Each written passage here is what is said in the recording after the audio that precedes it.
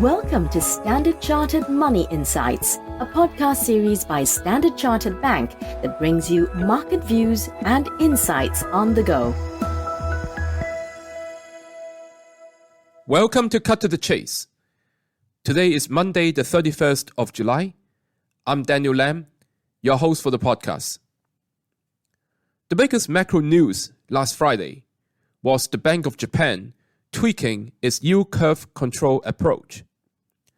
Now, the new policy allows long-term interest rates to exceed 0.5% and the BOJ to buy 10-year Japanese government bonds, i.e. the JGBs, at 1% in fixed-rate operations.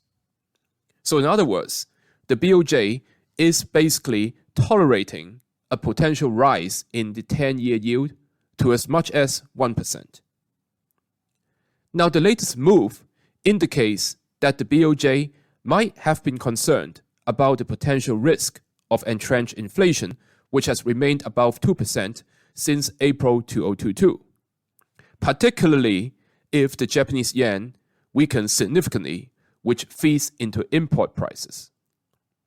Now, as opposed to widening the band or shifting the tenure, the latest adjustment is actually a compromise solution. Now, despite some progress on meeting its inflation target, the BOJ appears to be concerned that this progress may still turn out to be a head fake, and thus suggesting the BOJ is not willing to ditch YCC yet. So now, let's loop back into the global macro scenario, something that we talked about last Thursday in the podcast when we discussed how the Fed behaves.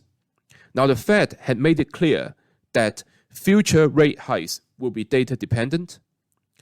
Current policies are restrictive, and they are no longer forecasting a recession. So what that means is that interest rate differential is unlikely to be in favor of US dollar, and US dollar's safe haven demand is likely to abate.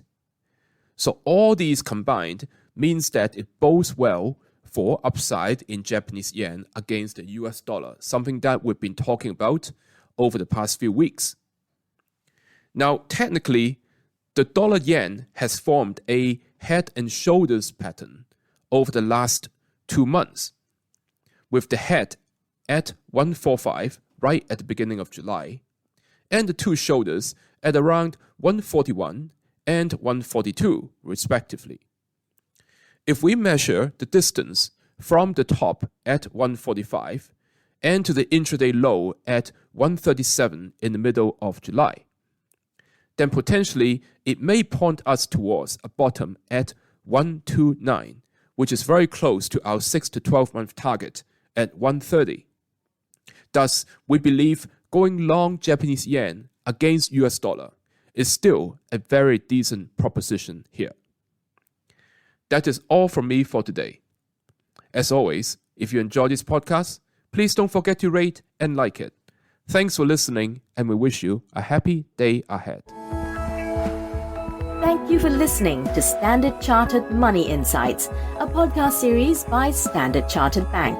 For more details on the latest market insights, subscribe to Standard Chartered Money Insights.